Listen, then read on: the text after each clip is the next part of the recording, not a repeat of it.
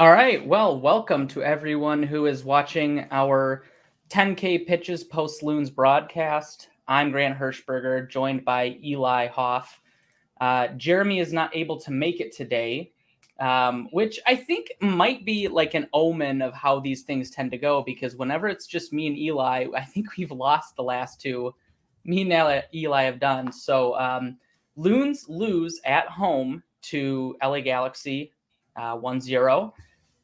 Eli, let's just talk real quick about first thoughts. Before I jump in, actually, I do have some notes I'm supposed to follow. So welcome to Post Loons, presented by 9th Street Soccer and Coffee. Don't forget to subscribe, give us a thumbs up, leave us a question, give us a take, give us something to react. I know all of us have a lot of opinions about what we just watched just a couple of minutes ago. So Eli and I both have a lot of thoughts. But yeah, give us some thoughts, give us some things. Eli, take us off right off the bat. Yeah, Grant, I've conflicting thoughts. One, I do think that we must be some bad luck omens, which is unfortunate. Because I like doing this, but I feel like so often we end up talking about losses when we do it, even though that's not really an accurate representation of how this team plays. I think there are good things you can take away from this game, and I think there are bad things. It's one game out of the whole season, so it's hard to read into it too much. But I think there were a lot of concerning things that we'll no doubt get into. But I think I've been trying to contextualize it with myself that this was the LA Galaxy, a team near the top of the West Coast table, or I think at the top of the West Coast table now. That that's important to consider as well. But a 1-0 loss is never easy to stomach, because I think just about every fan expects their team to at least create some better opportunities than there were today, and maybe more consistent creativity throughout the game too. But we've got a whole show to dive into all of that. Yeah, and I think just the initial feeling that you and I both have is that we're feeling disappointed. And I think the feeling of disappointment is a good sign, because we are feeling like we should be beating this LA Galaxy team who is challenging for the top of the West. And that's a good sign overall. I mean, there's micro problems that we absolutely, and not we as in you and I, because we can't change the lineup for the subs or anything like that. But there's problems that the team needs to be addressing. But overall, the fact that we're not, for example, Brentford, if you watch EPL, Brentford's Bees just beat Arsenal.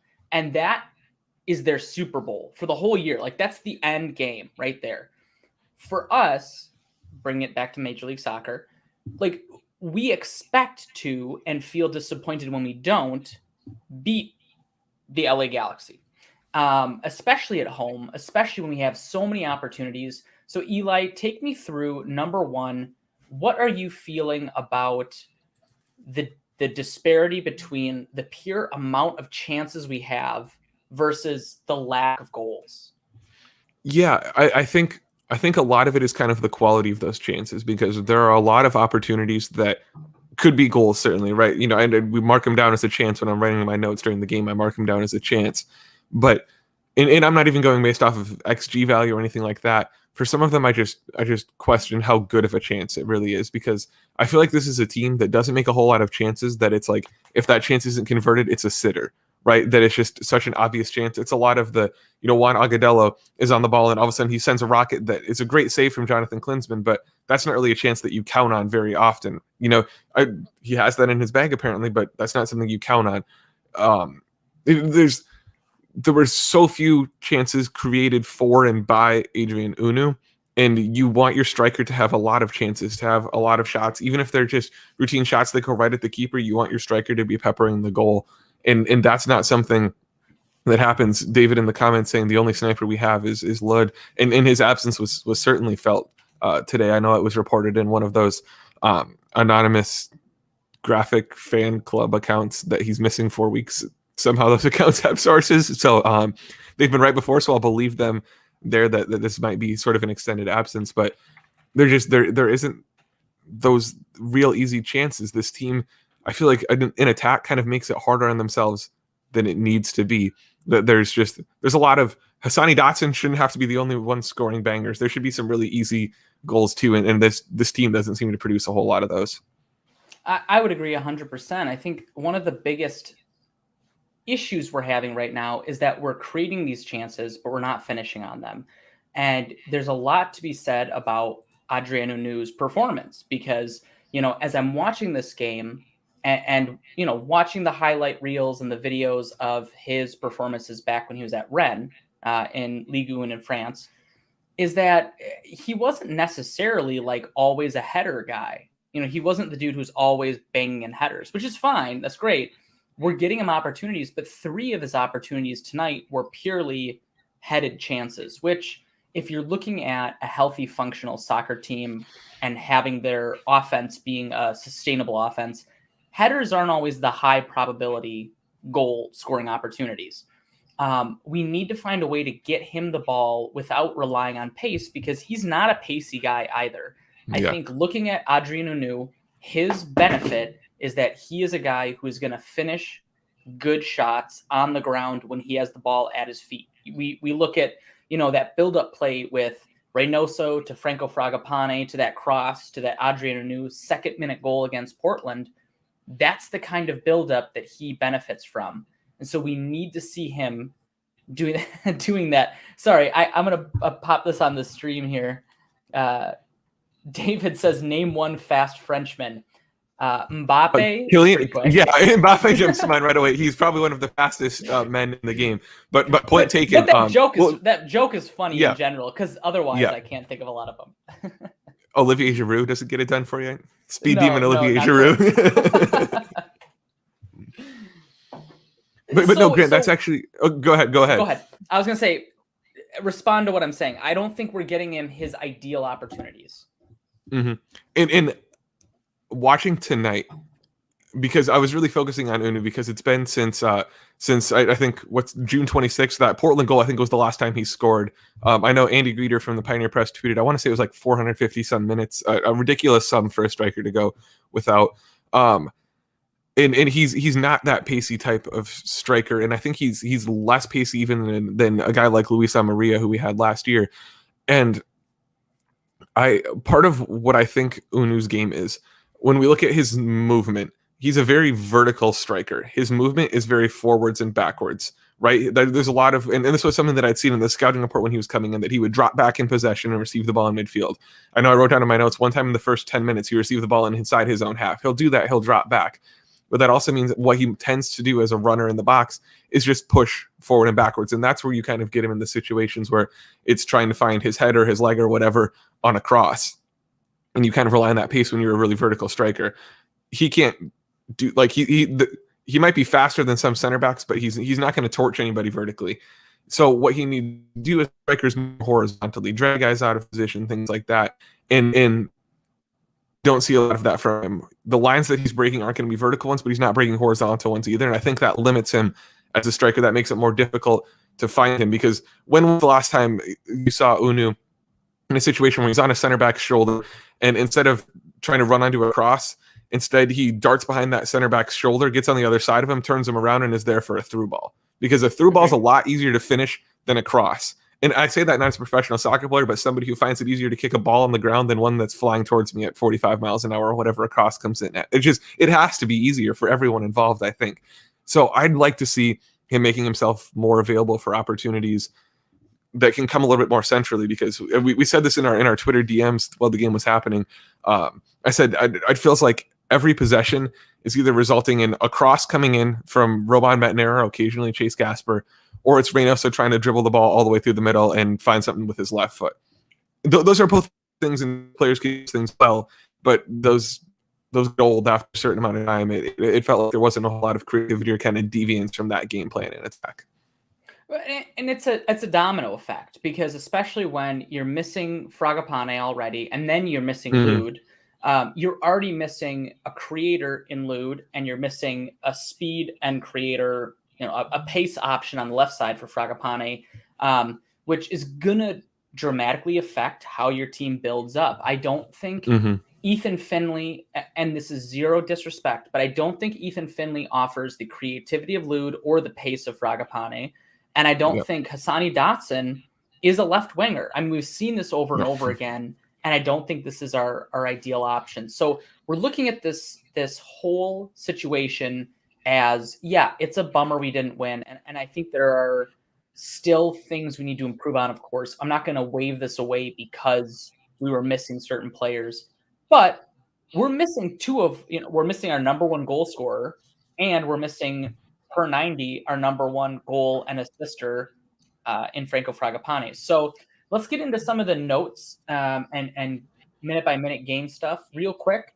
I'm going to go ahead and try not to botch this 9th Street ad like I did last time, but for 9th Street Soccer and Coffee, for just $35 a month, you can play unlimited pickup at 9th Street Soccer and Coffee. Just sign up through the Open Sports app where you can normally register for pickup. Remember, 9th Street has pickup 3 days a week, Tuesday, Wednesday, and Thursday at 7 p.m. One-time pickup is $5. If you're interested or just want to learn more, go to 9thstreetmpls.com. Again, that's 9thstreetmpls.com. I didn't stumble over it this time. So you did not. That was very eloquently said, Grant. Very eloquent. Thank you. So let's get to some of the minute-by-minute stuff. So 8th minute, right away, we got a Chase Gasper tackle that happens on, I don't remember, was it Kevin Cabral or who was it? Ooh, it might have been Cabral or it might have been Efrain Alvarez. One of those sounds two, right. I think. Yeah. Either way, somebody from the other team. We had a tackle from Gasper, ends in a yellow right away. It kind of sets the pace for the ref, who overall I think had an okay game. I really don't have a lot of massive complaints about how the ref was, making his decisions. I thought he was pretty consistent overall. Eli, was there anything that jumped out to you? No, I don't think there were any crazy ref decisions here. It was Alvarez. Okay, Alvarez. Good to know. I think the only potential complaint here from this game would be from maybe Galaxy fans who thought a yellow was a little soft for this tackle from Gasper. I think yellow's appropriate, but it's a sort of like sunshine yellow that's got a little bit of orange in it. I think that's the exact shade of card that was given out here, and I think that's fair. But this and if tackle, you look at how Major League Soccer referees will give their cards, and I'm not saying this is right, wrong, or anything, they will not give a red in the first 30 minutes. They just won't. Yeah. Honestly, it takes a strong foul for them to do that. For any referee, I think, in any league. Yeah, punch somebody in the face. Mm-hmm. And we've seen in CONCACAF that even there are times where punching somebody in the face is not enough. You can knock a tooth out. They won't care. They don't care. It's like that sometimes. They have a 2-tooth minimum before they give a red. Yes. All I want for a red card is my 2 front teeth to leave my mouth. That's the rule. It's unwritten, but it's the rule. I think looking at this tackle from Gasper, though, and I tweeted about this, it's sort of symbolic of him as a player that he brings really a lot of physicality to the fullback position, which is sort of unique. You don't see in any league in any part of the game, you don't see a ton of physical fullbacks.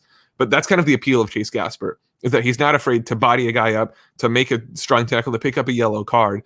The problem is you run the risk of him getting cards and you run the risk of him getting a card in the first 10 minutes, which then, like it or not, that's going to affect the way he plays for the rest of the game, because as a defender, you play a little bit differently when you don't have that ability to kind of pick up that yellow if you need to. So it's sort of the blessing and the curse of Chase Gasper. I think this was not a necessary yellow card. It was a reckless tackle. He went in with that leg locked straight and raised.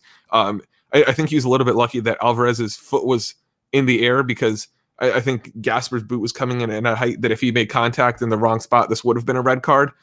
So I think he got a little lucky with how Alvarez was positioned, but it is sort of the risk you run with Chase Gasper, that for every good yellow and strong tackle, there's going to be moments like this that impact him for the rest of the game with an early rough tackle. Yeah, I think it's definitely, and we'll get into this as the game goes on, but as he carries that yellow late into the game, you kind of wonder, was this maybe a moment for DJ Taylor to make an appearance? Maybe in the 60th minute, 70th minute. I kept thinking that, maybe we would see that situation, because as the game goes on, as we get more desperate, as we get more tired, you want to make sure that nobody is going to do something out of pure desperation. And hypothetically, that could have been Chase. But, so the game goes on, and honestly, the Loons had some good moments. We had some good opportunities, a couple of crosses into Adrien Hunou that weren't all perfect, but he's getting so close. And I think that's one of the most frustrating things watching him, is it's not like, we can talk about Angelo Rodriguez or I don't know, whoever your preferred Minnesota United striker who couldn't hit the broadside of a barn is, but Adrian Anu is millimeters off, like every single time. But that doesn't, close only counts in horseshoes and hand grenades, right? So, we're not getting the goals out of Adrian Anu, and as our dear Gaffer likes to say, goals change games. So we don't score any goals. The first goal scored and only goal scored is in the 43-minute. Kevin Cabral. Eli, what opinions? I know we made some comments in the group chat, but what opinions do you have out of that goal? Yeah, I've actually a lot to say on this goal because I think it was really, really interesting. For one, you have to give a lot of credit to Cabral because above all, it's a really, really good goal from him. It's a quick counter from LA, which is the way to beat Minnesota because Minnesota has gone from a counterattacking team last year to a team that suddenly has a lot of possession this year, and they don't seem super comfortable with that all the time. So a quick direct counter like this, there was some really, really pinpoint passing to get the ball to Cabral, and he makes a really good run too because he's running at Brent Kallman, and Chase Gasper's already dropped back. Chase Gasper's kind of the last man, the safety valve, and Chase Gasper's backpedaling, which Grant, I don't know if when the last time you backpedaled was, but when I'm backpedaling, and I'm not an athlete, but when I'm backpedaling, verbally or physically, because I verbally backpedal all the time. Oh, I do that too. I'm talking physically because it's a lot harder to do that because when I'm backpedaling, all I'm trying to do is not fall on my butt. That's really all I'm trying to do. And I think Chase Gasper's a little bit more coordinated than either of us. I hope so. I assume so. But it's hard to do that and change directions. And so his hips are flipped. What Cabral does is he cuts across Chase Gasper's body and leaves Brent Kallman. So Brent Kallman thinks, okay, Cabral's going to the responsibility of marking him switches to Gasper. And Gasper's not the quickest guy off the mark. So Cabral gets some space right away. And that's where I forget the Galaxy player who had the assist, Joveljic, who was making his debut. That's where he finds Cabral. It's a great play. Joveljic waits for that moment, and Cabral's through there, and he's off to the races. Now, Dibassi's coming in from here, and Dibassi had initially stepped up to kind of pressure Joveljic on the ball, but he didn't really do that. He ran up to him, saw that Joveljic was going to pass the ball, and then started backing off to try to catch up to Cabral. So Dibassi got caught in kind of a no man's land where he didn't really pressure the pass, and he didn't really pressure the receiver. He just got caught in the middle. And once Gasper committed, it looked like Dibassi slowed up a little bit. It's hard to blame him because you don't want to come sliding in and get a yellow or do something. It's hard to defend from behind. Yep. So Dibassi slows up a little bit. Gasper gets torched, and by that point, Dibassi's just lost that step that he's not really going to be able to close down on Cabral, and Cabral gets a really, really good shot. It's a high percentage opportunity. So to me, it's both a really good sequence from LA. You have to give them credit, and defensively for Minnesota, it seems like some miscommunication that the switch from Kallman to Gasper looked awkward. Dibassi's role didn't really seem like he knew what he was doing. Metner had been caught way up the right flank, which that's going to happen with Roman Metner. He's a really good attacking fullback. You want him to contribute, so you have to have a contingency plan for what do we do when Roman is on the opposite side of the halfway line and we need to defend.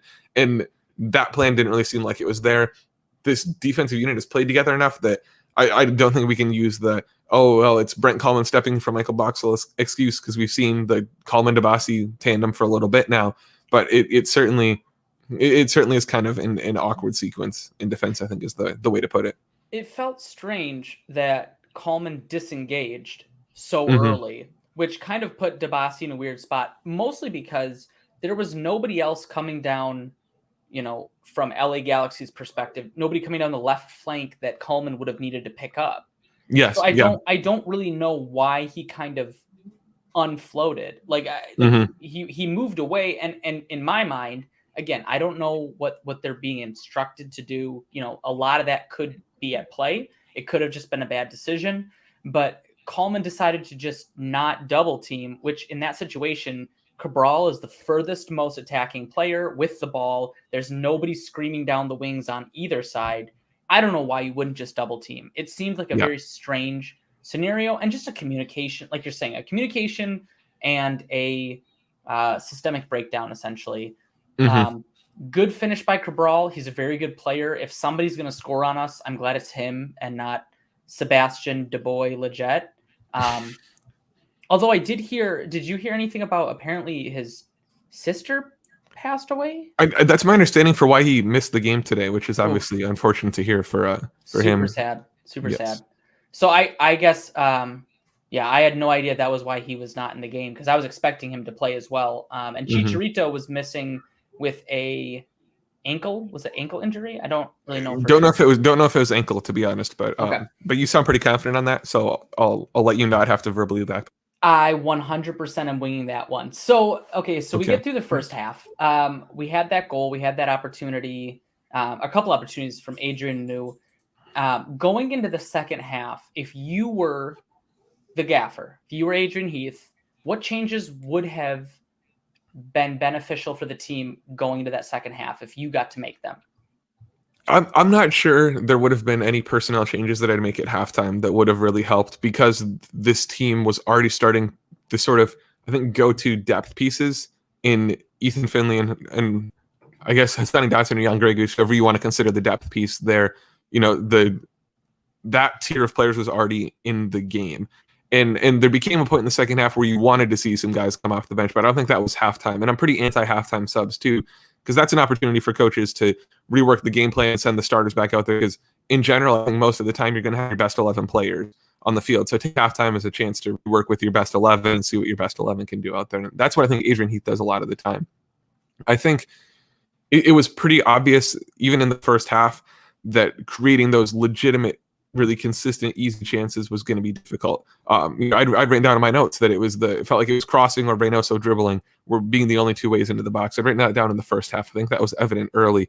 So whoever that comes down to, I think there needed to be some sort of game plan shift there of just something to work centrally, something for Adrian Unu to do. I think a longer term consideration for this team has to be what adjustments can be made to help Adrian Unu stay relevant in the game, because I don't think he's gone a full 90 yet for this team. I think he's always subbed out, and to me, those sub outs usually look less like fatigue sub outs and more like strategy situations where he's leaving the field because they're just not finding a way for him to be impactful.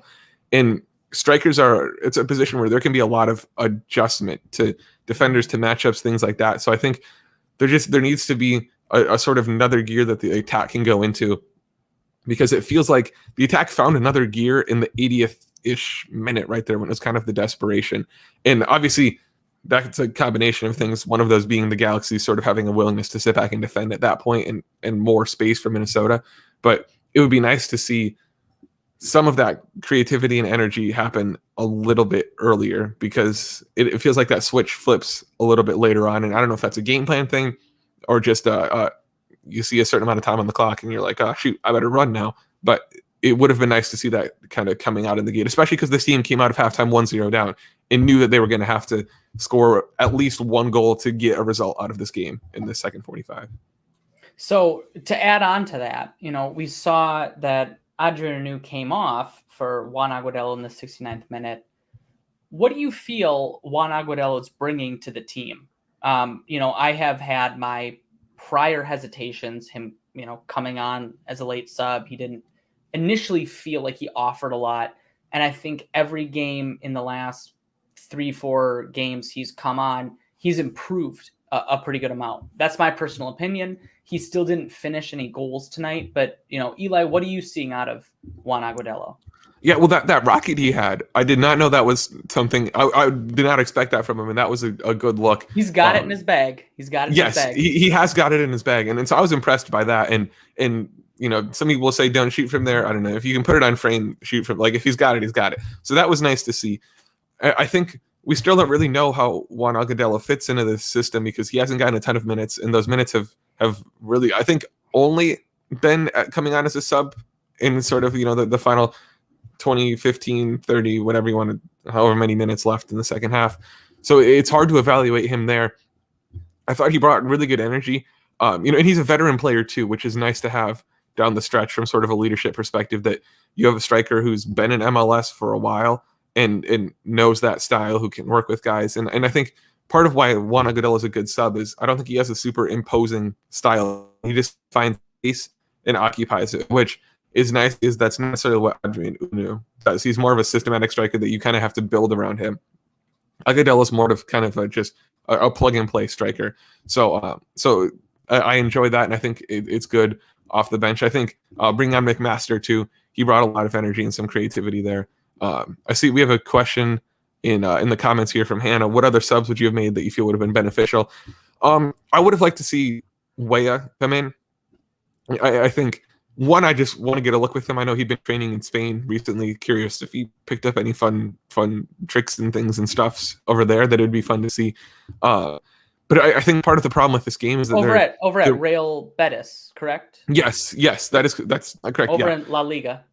Yes, and I wanted I think to flex that because I've been to Sevilla before, so I had to make sure I worked that in. Okay, you're cool, Grant. We get it. Thank you. Yes, but I think, like you're saying, Weah would have made an impact. I think. Mm-hmm. I think so too. Especially, I would have liked to see him for Ethan Finley, because Ethan Finley's the type of player whose speed kind of dictates his game, and that speed just wears down at a certain point. He had a really productive final 10-15 minutes, so I guess it was fine. But in a normal situation, it's guys like Finley and Dotson who are going to be the ones coming off the bench. So in answer to your question, Hannah, I wish that if I were Adrian Heath, I could have brought them off the bench instead of having had to start them for the first 75 minutes. Have them replace a guy like Robin Lod or Franco Fragapane if it's not happening for them. And so I think Adrian Heath was just in sort of a rough spot because this team doesn't have a whole lot of depth. And so once that depth is needed to cycle into the starting 11, it's even harder to sub from there.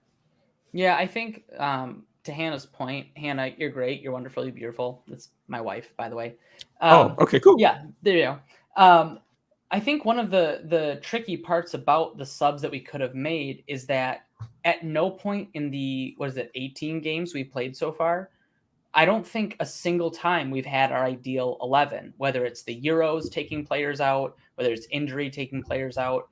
And so a lot of the players that I would have felt been a beneficial substitute are players who are now starting because we've had injuries or players called away or whatever. So tonight, I would have loved to see Nico Hansen come off the bench. Yeah. I loved seeing McMaster. I thought that was a good sub off the bench. But yeah, you would have loved to see Robin Lod starting. And then again, in that ideal starting 11, Robin Lod is creating, Reynoso is creating, Franco Fragapane is creating, and Adrien Hunou is there to clean up and finish and score goals. And it's not that he's shouldering the entire load to, make everything happen or finish these crazy headers coming out of nowhere, but he's there to tap in the opportunities that he's given. And I think he would have done really well. Eli, I think you have a really good note here. You ask about the 51st minute that you were missing Lod's finishing abilities, and what is Finley really bringing? As a starter, I don't always buy into Finley. I buy into Ethan Finley as a substitute, and I mean that as a compliment because he runs at those tired legs. He's a smart veteran player who is absolutely going to do the right thing at the right time. It's just tough because we're down to our depth pieces. But then if I can be crazily, optimistic for a second, we're down to our depth pieces. And yet we lost 1-0 to now the top team in the Western Conference. Yeah, you want to see a win at home. You want to see at least a tie at home. I totally understand that. But we're missing 3 of our top 5 players in Lod, Boxall, and Franco Fragapane, so we're seeing a lot of those problems right there. We've got another question here from Mr. Geldy. With how well the Trapp/Dotson midfield has been doing, what do you think about starting Dotson at right wing? Should McMaster start this match? And then he said left wing, sorry. So what do you think about Dotson starting at left wing? Eli, you want to take that one first? Yeah, I don't think Dotson played left wing. And my take is that, one, I never trust a lineup graphic put out by a team from any soccer team in any league. I just don't trust that. No offense to the fine folks who make those graphics, but I think they tend to usually be on the PR staff, not the technical staff. And so it's their kind of best guess at what is happening. This Minnesota United attack felt rather formationless. There was a lot of fluidity.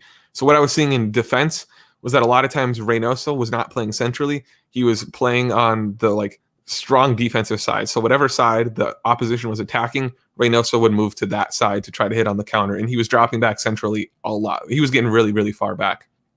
This felt more like a 4-5-1 to me, that the back four was defined. Then there were 5 midfielders that would occupy various spaces at various times, with kind of Will Trapp being the back one. But outside of that, it kind of went Trapp, Grey Goose-ish, and then other guy, Adrian up. That was kind of how I saw the formation, and I don't think Dotson played as a winger. There was a moment where I was like, Hassani Dotson is definitely a winger in this. There were times where he moved out to the wing, but every midfielder does that. And I like that fluidity. I think Minnesota United has a lot of uniquely versatile players who can do that, and so that's a good thing. But he's going to be better in the midfield, especially because he's had that chemistry with Will Trapp that's been really, really good. And so I think Grant, you brought up my note that it was sort of, what is Finley bringing? It's kind of the same question of what is Dotson bringing in that role where he's asked to do so much more of that attacking. What they kind of just tend to be is just another guy running into the box. They're not going to be creators for themselves or for others. Really, the only creator out there was Reynoso, and that showed over and over again that it felt like he had to do so much for this team because he was the only one doing that creator role. That's fine to an extent. You expect Reynoso to lead the charge as far as creativity goes, but there has to be other guys doing that. It felt like Minnesota United had one creator and a lot of other guys trying to be the finishers, and there can only be so many people who sort of hop on the Reynoso train there. So I thought tonight too was a big opportunity for Jan Gregus to step up, because he's been a creator in the past, and that's sort of the ceiling that I know of him. That's why I still have some faith in him, but he wasn't doing that tonight. He hasn't been creating like that. And that's sort of what I want to see from Dotson.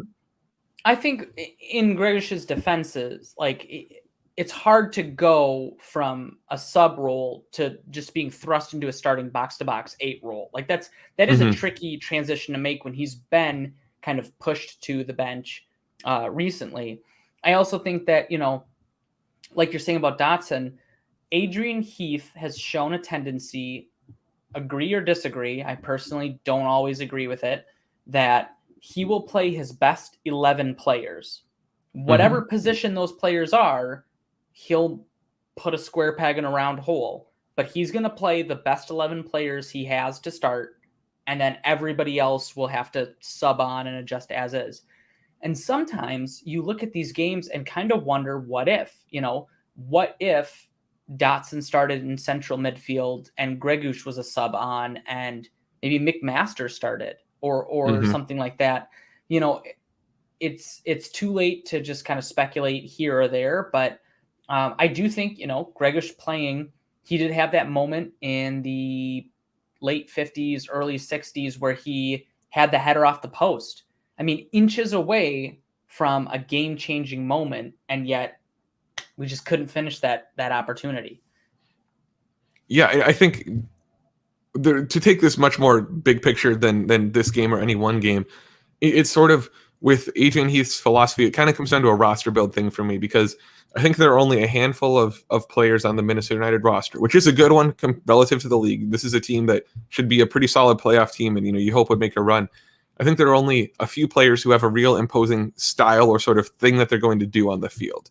Right off the bat, Reynoso is going to dribble, and he's got a heck of a left foot to pass with, right? He's going to do that. Roman Mettener is the type of player who's going to get up that right flank. He's a really good crosser. The Machine? Oh, yes. Roman the Machine Mettener. I like that shirt. That's a good shirt. Shout out to SodaStick, sodastick.com. There are no 9th Street Soccer and Coffee, but I'm a SodaStick fan too. They sent me a shirt back in the day that had the Wonderwall seat pattern on it with an M. I'm a fan of SodaStick. We'll give him a shout out too.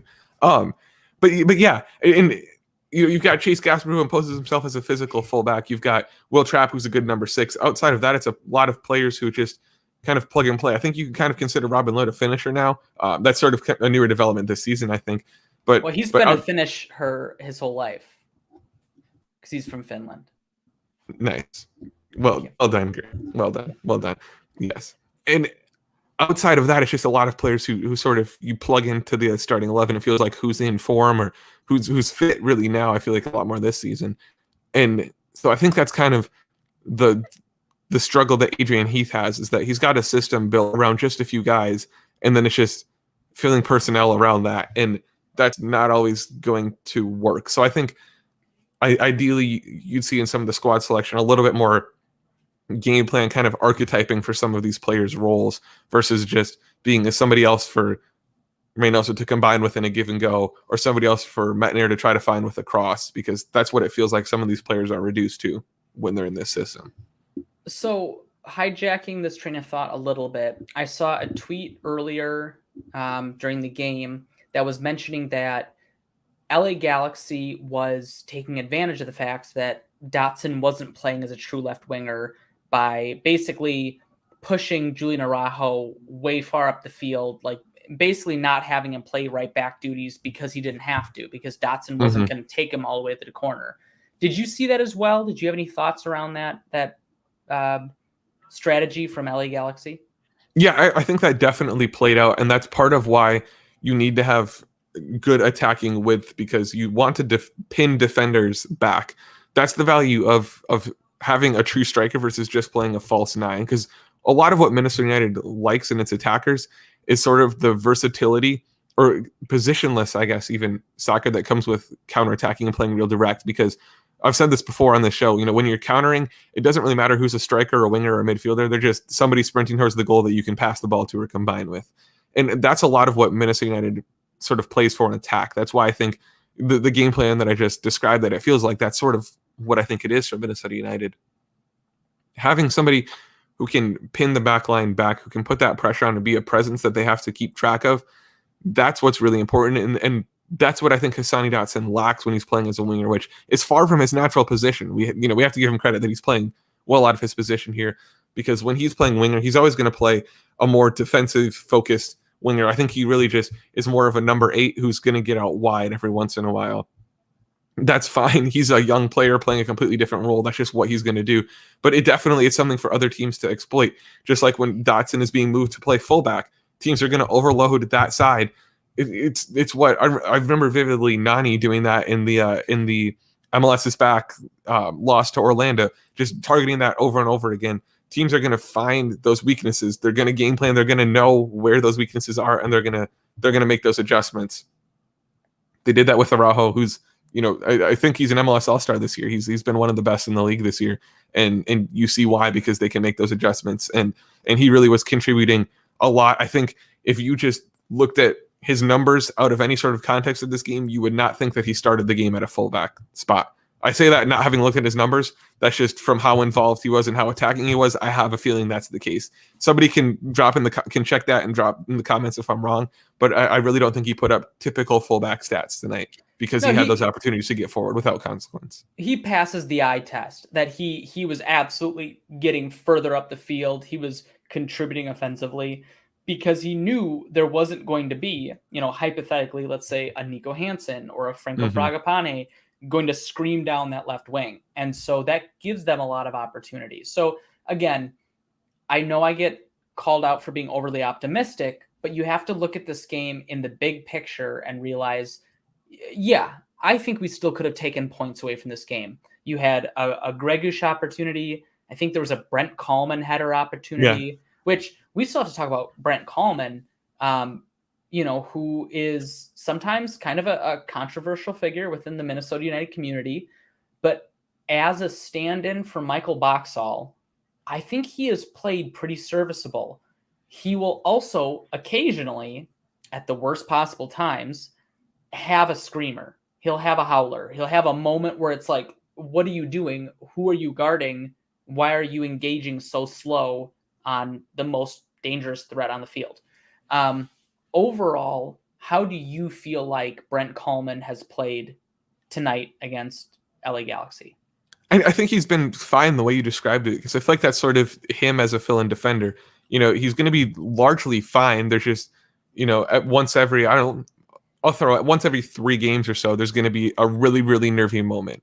And it's going to be a really bad nervy moment. But I think that's fine from a backup center back, because I don't know what you expect from a backup center back. That to me seems kind of the archetype. So I think he's been just fine. Obviously, I think it'll be a very happy occasion when Michael Boxall is back to full action. There's a reason he's been one of the most consistent figures in this team, because he arrived in 18 Is there anybody else on this team that's been here since 18? I don't think so. Finley, That might have. maybe. Oh, Finley. I think Finley. Yeah, but like Boxall's held his own better than really anybody else in this franchise. So there's a reason he sticks around like this. So it'll be good to have him back. But yeah, I think Brent Coleman has largely been fine back there. I've had no concerns. I'm not calling else step center back. So And a I think large that's a good part sign. of that, in my personal opinion, has also been the revelation that is Baki Dabasi, which Mm-hmm. Baki Dabasi has played incredibly. And I think it's a testament to Dabasi that you look at, we talk a lot about Iko Para, and Iko Para was an incredible leader on this team in 2019. He brought us into Major League Soccer relevance. He made this team a solid defensive piece. But then after the start of 2020, Iko Para was injured. He went out, and we had a dip. And all of a sudden, we get Baki Dabasi in that, I believe, summer transfer window, and he radically changes how our team looks to the point where we're letting in less goals than when we had Iko Para. And so I think if you're going to say who's, in my personal opinion, who's the most underrated Minnesota United player, it's still Baki Dabasi. We still don't talk about how good he is on the regular every single day. I mean, his vision, his defensive presence, his tackling, just his positioning in general. I do want to give a quick shout out because I'm thinking of it, train of thought here, to Coleman's goal line clearance, which I believe was his second, right? Was it his second this year? I believe he had one earlier against. Yes. I think you're right that it was him earlier in the season. I know Franco Fragapane had 2, and I believe Coleman had 1 earlier this year. So shout out to Coleman for being in the right spot. He knows where to go when Miller gets out of his box. But yeah, so Dabasi's playing well. Coleman's playing admirably. Boxall was on the bench, which can only mean hopefully that he's, maybe Tuesday we have a game against San Jose. Maybe we get him in. Maybe it has to wait till Saturday. If it's you, Eli, are you waiting? Do you trust Coleman against San Jose? Do you want to force Boxall in? What are you thinking? I think I trust him against San Jose. I think as soon as Boxall's fit, obviously you bring him back into the starting 11. But this is a stretch of games here where you've got 3 games in a week. You need everybody to be fit. I think there's going to be a lot of rotation span, especially if you look at let's say Robert Lod is out for a little bit of an extended period of time. I think you're going to see a Nico Hansen or a McMaster, one of these guys start in the span just because there's going to have to be some rotation. These guys, you can't have this group play and start every single one of these 3 games. That's not going to work. So I'd assume as soon as Boxall is good to go, we'd see him. And I'm fine with Brent Coleman. Again, I think he's been passable. So I think, as long as he's needed, that's fine. Maybe it's a situation where you give Boxall 60 minutes, and if he feels good, cool. But I think you need a center back who can give you need 90 minutes from your center backs against the Quakes, because they have a tendency to bring on this slightly well-known man named Chris Wondolowski late in games, who sort of demands the attention and focus of center backs because he has that knack for late equalizers. So I'd maybe be a little cautious if Boxall is iffy on 90 minutes of fitness, of trying to run him all 90 minutes, just because Wando poses a threat late. But at the same time, I trust this coaching staff from a fitness perspective. I can't think of too many times where we've seen players come onto the field and we're like, oh no, they've been rushed or they're not ready. Adrian Heath tends to be really good at managing guys' fitness. I would agree. I think probably the last time we've seen a big injury back and forth was maybe Abu Danladi. Yes. Where he just could not stay healthy. And that's its own conversation there. But, we've discussed a lot here. I think we've kind of covered the generals. I think there's one last big topic before we kind of wrap some of this up. Reynoso had a lot of really good opportunities, had a lot of really good passes, a couple of shots on goal. Eli, overall, looking at Reynoso's performance tonight, what are your big takeaways? We're halfway through the season. what are you looking at Reynoso, who has done well, needs to improve on, etc.? Yeah, he's the best player on the field for Minnesota United, and that shows week in, week out that he's the star. And it's nice to see that every single week, because this team sort of had that before with Darwin Quintero, but there'd be games where Quintero would just be really, really off. I don't know.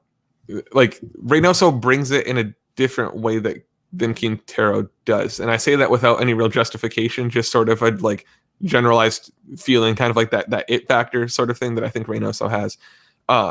He brings the dribbling. He If I had can some. add to your point, I Yes. think the benefit to Reynoso versus Darwin, and this is a guy, I say this a lot because it's my justification that I'm not a hater. I own a Darwin Quintero jersey. I love Darwin Quintero. Mm-hmm. But Darwin Quintero was a put the team on my back. I'm going to try to score or dribble 1v1 and make something happen. Versus Reynoso, who overall understands that he's an assister, he's a facilitator. And so even if Reynoso isn't on his best game, if he's still passing to a Robin Lod, a Franco Fragapane, an Adrian Anu, Agudelo, Finley, whoever you want to say, Nico Hansen, they might have a different opportunity, a different, high or low level of their game. And so you can see more of a diverse result pattern, essentially. Mm-hmm. No, Darwin Quintero would try to make it happen on his own. And if he just wasn't feeling it, he wouldn't make anything work. Yeah, I totally agree with that assessment, because one thing that really stuck out tonight was just how good Reynoso's vision was, that you watch him and you don't even know how his eyes could have, or his head could have, like, his peripheral vision must be off the charts, because there are times where he'll pass to somebody on the other side of the field or see some sort of combination that I don't even see watching it from a way better vantage point to see all these people. So I think that vision is a huge part of his game and was on display tonight, along with that dribbling ability. He had one sequence that I tweeted where he was along the left flank and it looks like he's going to cross it. He puts his full body in like he's going to cross it in, and then just really casually cuts it back, and the fullback, flew out like he was going to defend that cross. And then Reynoso got blocked off by a help defender, looped back around and megged another guy, eventually lost the ball. But it sequences like that, those moments of magic, and the combination play that he can bring up and down either side. He's the type of player who you build a game plan around, who you build a franchise around. And as a Minnesota sports fan, it feels really, really nice to have that, because I think that's something that we've always wanted from our teams as Minnesota sports fans. And you've got that in Reynoso. I think the concern for this team is just, like you've said, there's reason to be optimistic, because these aren't the best players. Adrian had his 11 to, I'd say, one really notable career in Fragapane and one really notable finisher in Robin Lod out of commission. And so it's hard to be too harsh on Reynoso when he's sort of one part of that triangle trying to do an awful lot by himself. I agree. I think that you look at this team and you say, was tonight's loss a disappointment? Absolutely. 100%. I think we absolutely, just purely based off the opportunities we had, this was a game we probably should have tied, at least, maybe even won, because we had our chances. And I'll always look at those and go, look, we got to put those goals in the net. You also look at this team and have to feel some measure of optimism when you see that we're not playing our starting ideal 11. We're not playing with the chemistry. I saw somebody saying a tweet the other day that was like, between Franco Fragapane, Robin Lod, Adrian Anu, and Reynoso, they've only been on the field for 120 minutes. So Wow. not even a game and a half, really. Like, legitimately less than a game and a half. Those four players have not been on the field for that long. Correct me if I'm wrong, but I'm very confident that's an accurate stat. And you think about that and go, okay, we get everyone healthy, we get a run going in the playoffs, and all of a sudden things start happening, and you can feel that confidence. That being said, I do still feel like Adrian needs to be adjusting to the games with the players he has and not trying to force certain players into uncomfortable roles. Like, if you're going to have a 4-3-3, don't put Dotson on the left wing. He's not a left winger. He's never going to be a left winger, and that's okay. That's just not his role. You're now shrinking the field into this narrow, almost like a Christmas tree, but worse. Like, it's just not going to work. So I would like to see Heath play the players he has available in their best roles, but also we can look at this and go, this is not the team we're rolling out into the, MLS Cup playoffs. Thoughts? Yeah, I think it's this team's in sort of a weird space where you I don't want to say expect, but you anticipate them to be a playoff team. United still sitting in fifth. Obviously, teams around them have some games to play, but after this weekend's action, they should, barring anything I think absolutely ridiculous, should still be in a playoff position. And I think they will remain that regardless of personnel. Barring a Reynoso injury, knock on wood, please let nothing happen to him. Bubble wrap his ankles in between games because he's getting fouled a lot. But bring Ozzy on to get a cynical yellow card on somebody or something. Yeah, absolutely. Yeah, Ozzy. I love the Alonso as an enforcer role now with Will Trapp's emergence. It's fun to see Ozzy just come in to bully people in the last 20 minutes. It's fantastic. I would love to have that role, to have that kind of reputation. If he doesn't get yellow card accumulation at some point in this season, I'm going to be a little bit disappointed. I really think that should be his goal. Just do it. Go all out.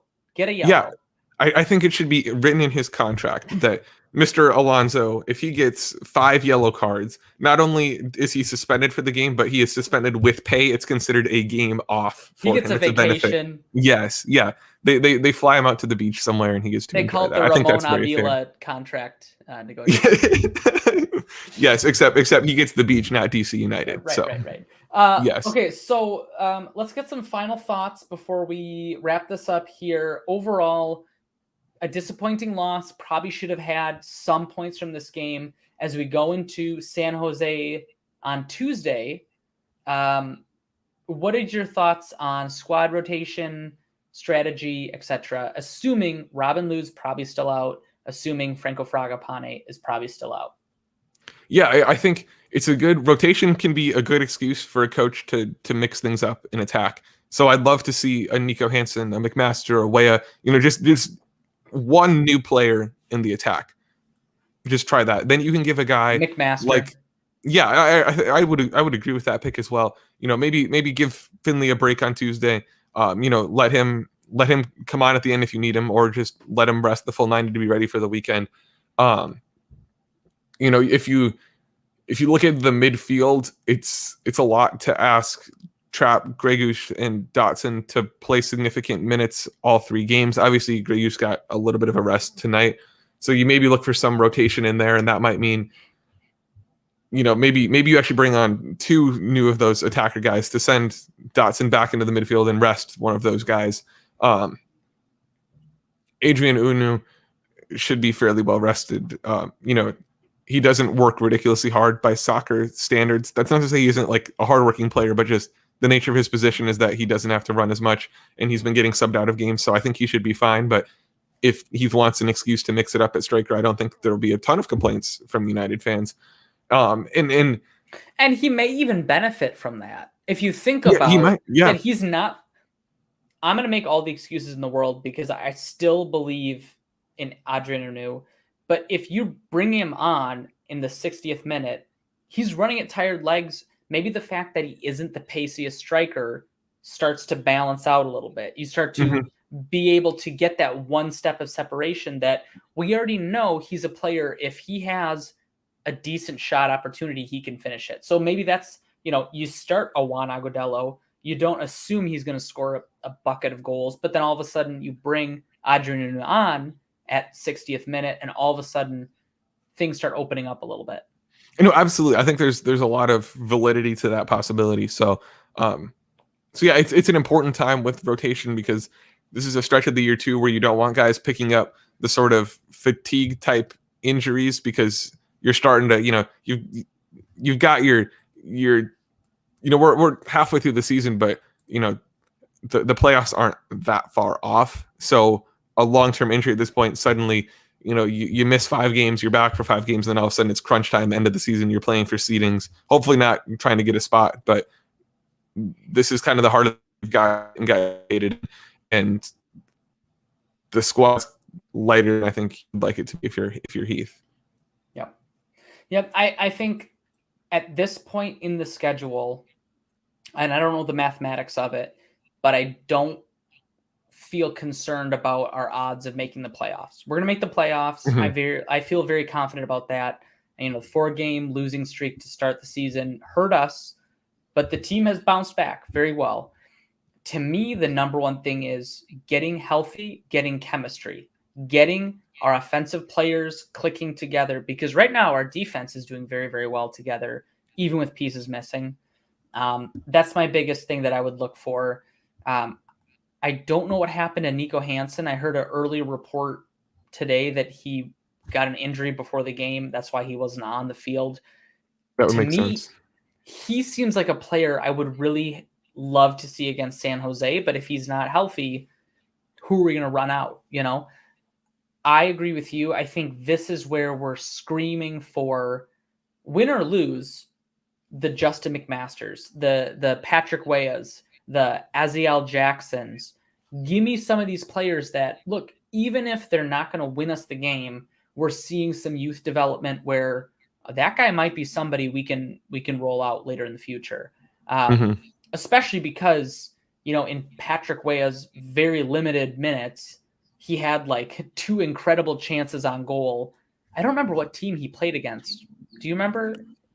Oh, it was early in the season. Yeah, that was a while ago, Grant. You're asking for too much memory backpedaling, and we've already established that backpedaling is not a strong suit of anybody on the show tonight. No. Either way, he did very, very well. So, long story short, Eli, give me a thumbs up, thumbs down. How are you feeling about Minnesota United at San Jose on Tuesday? I'm feeling good. Sorry, San Jose. Thumbs up, thumbs down, or thumbs middle. Okay, I'm giving a 2 thumbs up because United's always been good against San Jose. That man marking system just doesn't work against Minnesota United. Now, granted, I don't remember what happened in that game earlier this season. Now, I feel like it might have actually worked earlier this season. But in general, historically, I feel very confident against the Earthquakes.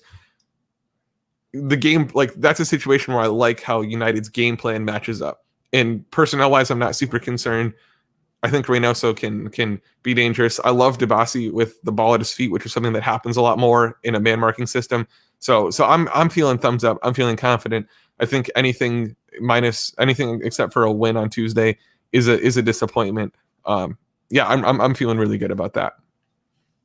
I was trying to look it up to see who we had at center back, because I know that's the big thing is if Michael Boxall can bring the ball up, he can have some good opportunities on the ball. I don't remember who our center back pairing was for that team, but I do feel good. I really just want to see some healthy opportunities. Oh, we got a comment. Boxy goal against the Quakes, calling it now. All right. I like that. I like it. Okay. I can get with that. I think I can get with that.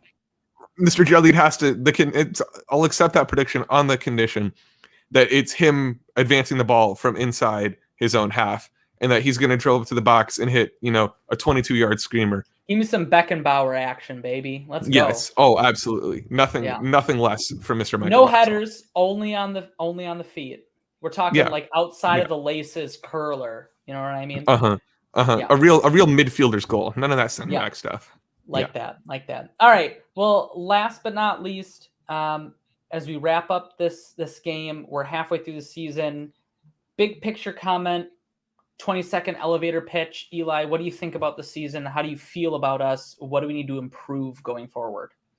Yeah, well, this is, like we've talked about these last few minutes, this is the team playing for the playoffs. And as long as they can keep in those playoff spots, I like this. Keep getting guys in, build as much chemistry as you can and make sure everyone's healthy come October or whenever those playoff games start, because that's when it's really going to count. Focus on getting guys back to health. Don't rush it, because no regular season game matters as much as any game in those playoffs. So if that means another game without Fragapane or Boxall or Lud or whoever it is, save them up, get them there. And I'm still feeling good about this team as long as we keep seeing moments and seeing flashes. Because we can have a lot of negative things to say about tonight, but there were flashes. There's a reason why we're disappointed that United lost this 1-0, because there were those flashes, there were those moments. We just want to keep seeing more of them. And as long as there's progress in there, I think things will be fine in the long run.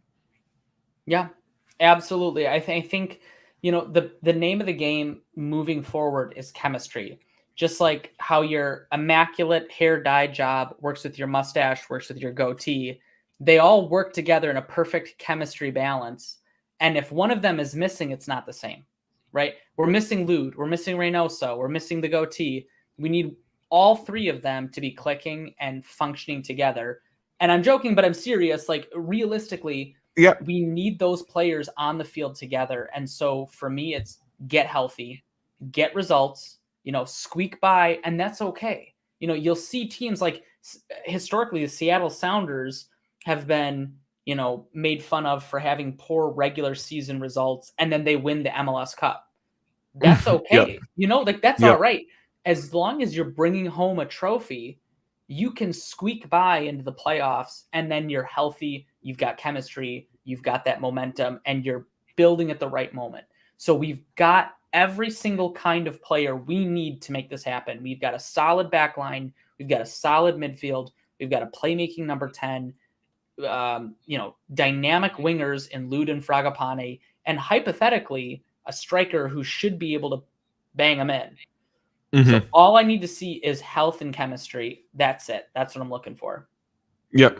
Totally agree with you there, Grant. Well, I think that's all we got here. Thank you again to Jeremy Rushing at 10K Pitches for trusting Eli and I to take the helm. Thank you again for 9th Street Soccer and Coffee for trusting us to not bungle your name. I think I got it pretty good this time. I didn't trip over it like last time, but check them out. Seems like a super cool space, and they've got some really cool watch parties going on there. And thank you for listening. So, yeah, that's all I got. Eli, anything else? Last thoughts? No, excited to be back on the show. To Jeremy, if you've made it this far, hello. I hope you don't think we've crashed your car, because it feels like we're borrowing it, but I think we've driven it admirably up and down the beautiful interstates. Yeah, we whipped it around the block a little bit. Yeah, just take a little spin. We didn't hit triple digits though. All right. But close. We got close. Close. All right. Well, yeah. Thanks for listening, everybody, and have a great night. Here's to the next time Eli and I do a post Loons. It's for a victory. We can only hope. Cheers. Bye, guys.